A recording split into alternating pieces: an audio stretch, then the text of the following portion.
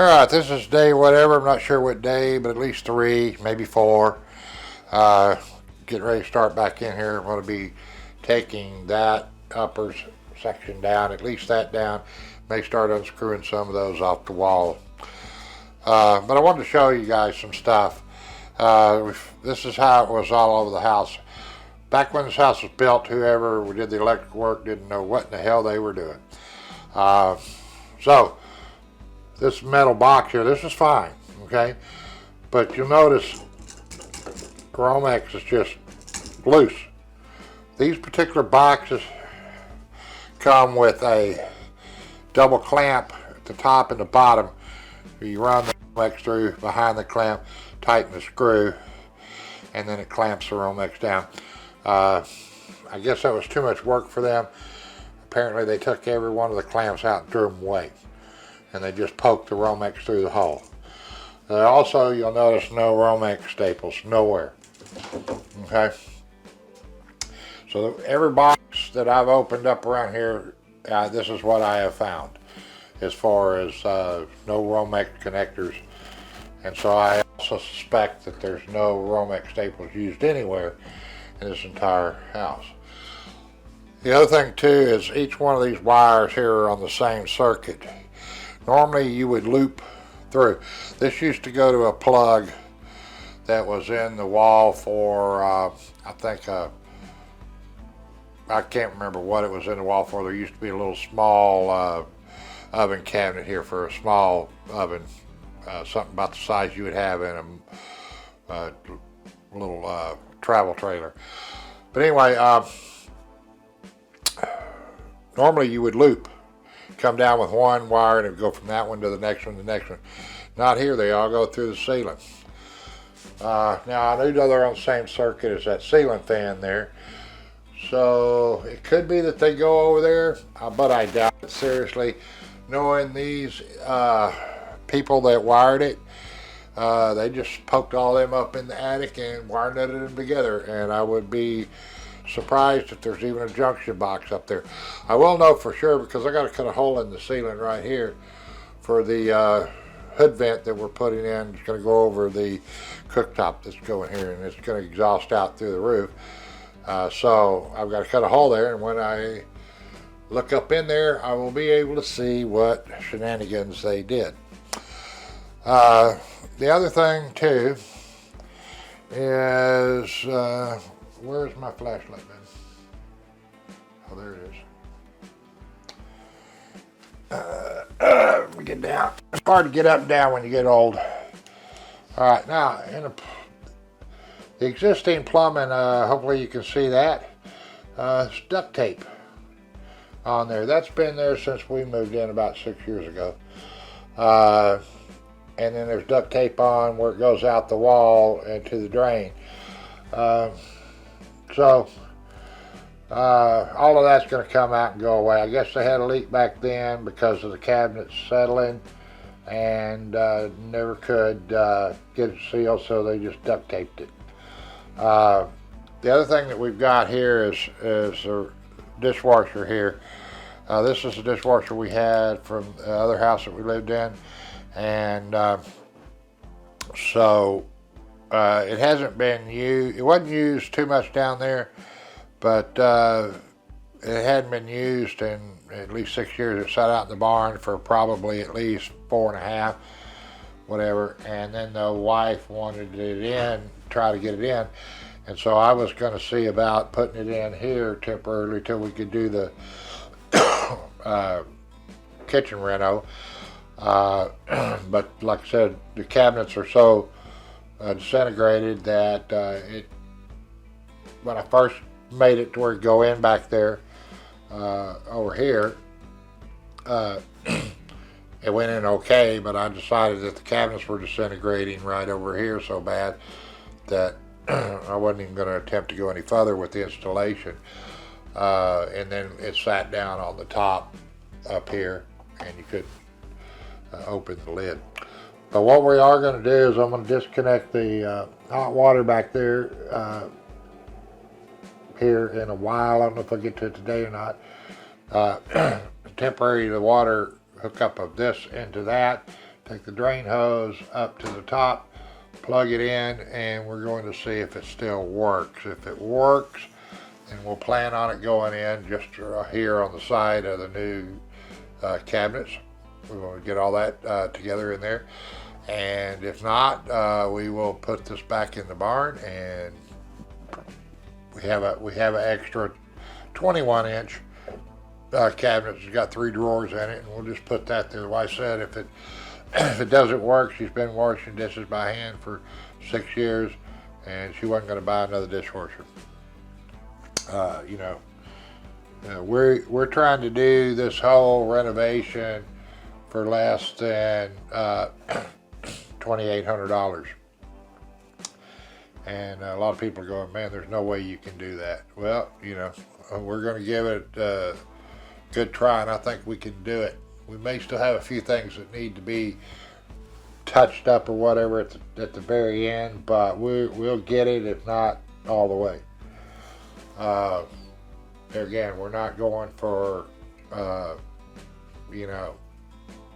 super fancy stuff. It's going to look nice when we're done, but we're not going for multi-million-dollar kitchen look where they spend, $70,000 for Reno in a kitchen. Okay? Not happening. Anyway, so we're going to tear this down. Like I said, I think I already said that. That up there is going to get tore down today. Then we'll try to take those cabinets down. Then tomorrow, for sure, I will take this whole sink out, and I'm going to build a temporary base to set the sink in over here, and temporary it back in. It may get Gorilla Tape to tape the drain back up temporarily. But that way, once we open this wall up, we'll still be able to use the sink for a little while, minimizing the downtime and not being able to wash any dishes. You just got to do what you got to do. So anyway, I'm going to start doing some tear down up there, and we'll probably go to no audio and just maybe a little background music as I tear all that down.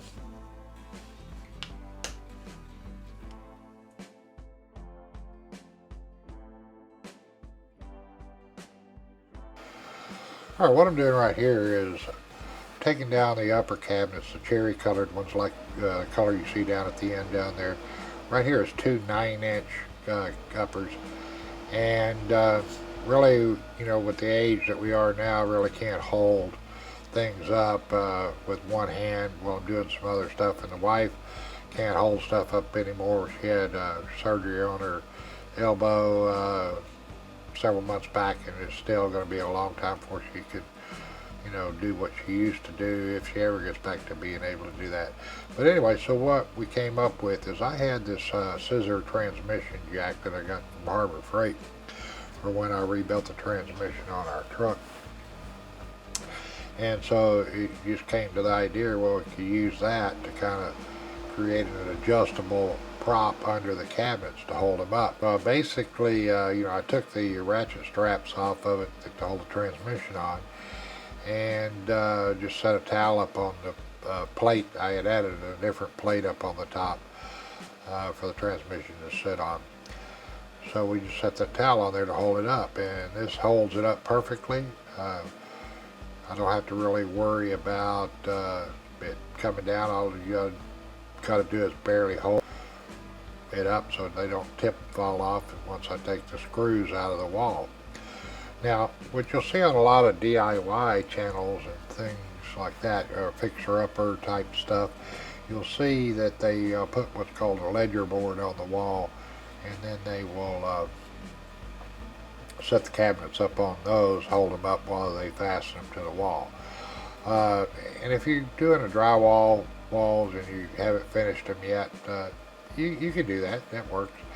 But we're going to be putting beadboard up.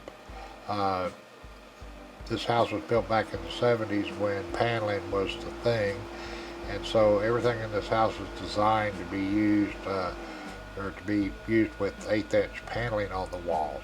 and not half-inch sheetrock. So the other thing too is I did a cost comparison, and by the time I put sheetrock up, tape floated it, and all that, and then put backsplash up, I was pretty close to the same cost of just doing beadboard. And the beadboard will act as a backsplash itself. So we'll paint it with gloss paint, and we're good to go on that. We're going to be making our own countertops using our epoxy system and stuff, so it's going to come out what we think is going to be pretty good looking. But there again, like I said, using this jack there, I don't have to put any holes in the wall when I go to mount the cabinets back up there. Now here I'm setting it up on top of the existing cabinets and using that to hold up. But if I wanted to put the uppers back on the wall prior to putting the lower cabinets in, I could always just build me a little platform that I could move and set there, and then set this jack up on top of it, even strap it down to that if I wanted to, and then use it to jack these up to the right height. You know, what I'll probably end up doing is you know, using a laser line to shoot me a level line down through there, and then I'll take painter's tape and follow that laser line down, and that's what I will use to visually see underneath and make sure that I've jacked them up to the right height.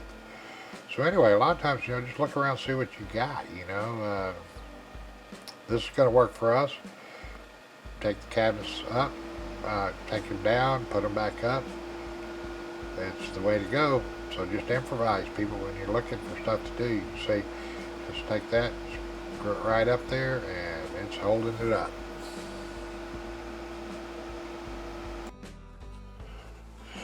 Alright, I've got my Pixel Vocal Arc here. This is the setup that I use, mainly because none of my cameras have a audio or remote microphone. So I've got the Lark here. I'm only using one transmitter. Right now it's lit up there. And I'm recording on the Zoom H1N. But any decent recorder would work.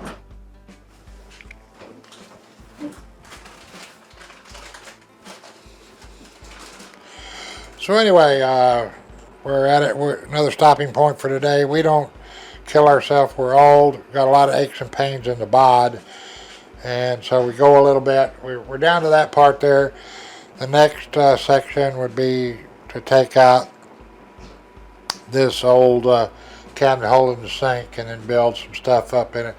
But I've got to go down and take those cabinets down there down, and we'll use my transmission jack trick to get those down. Right now, wife's getting ready to make some chili cheese dogs, so she's heating them up on the excuse me, on the New Wave, because that's what we're cooking with. And then we'll finish them off in my little Oster oven there. Hopefully you can see that. Alright, if you haven't subscribed to my channel, please subscribe. Hit the subscribe button down below. Ring the little bell. And give me a thumbs up on the like. Really helps out. Also, if you feel like supporting my channel, you can do that by going to buy me a cup of coffee. It's buymeacoffee.com/Poor Man's DIY. Link will be in the description below. Thanks for watching. See you in the next one.